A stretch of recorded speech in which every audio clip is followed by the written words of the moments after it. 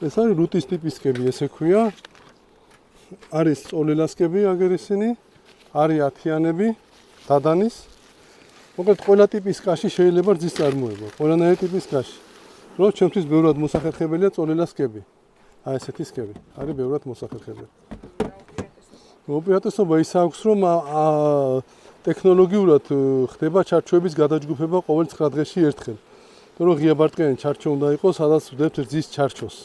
ჩამყენ ჩარჩოს, რომ კვებავი ფუტკარი იყოს მის სიახლოვეს და რძე ჩაგვისხას ჯამებში. შესაბამისად, ეს გადაჯგუფება წოლილასკაში ხდება, ანუ მიდიხარ წყასთან და ამ სკაში შიგნითვე ხდება გადაჯგუფება რა და ამ შემთხვევაში რუტის შემთხვევაში გვიხდება კორპუსის მოხსნა და კორპუსების ცვლა. შესაბამისად ეს ფიზიკური სამუშაოსთან უფრო ესა დაკავშირებულია, უნდა მოხსნა კორპუსი, დედა უნდა ჩაიყვანო, ცოტა გართულებულია, მაგრამ რძეს გვისხავს მაგრად რა. რძეს კარგად ასხავენ რუტებიც, კარგად ასხავენ წოლელებიც.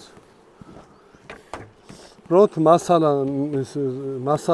მასალას ვეძახით იმ ასაკის, გარკვეულ ასაკის ბატს, რომელსაც ვამყნობთ ჯამებში, ამაში უფრო იოლად არის მოსახერხებელი წოლელებში. მასალა ზოგადად წარმოიდგინეთ ჩვენ 48 ოჯახი რომ მუშაობს, თითო ჩარჩოზე არის 64 ჯამი, გამომრავლეთ ახლა 64 ჯამი 48 ოჯახზე, რამდენია 3000-ზე მეტი გამოდის დაახლოებით ჯამი იმყნობა ყოველ დღე. შესაბამისად ეს მასალაც გვჭირდება და შესაბამისად ამის ძებნა რომ დავიწყოთ ჩვენ ყოველ დღე ძალიან დიდ დროს წაიღებს რა.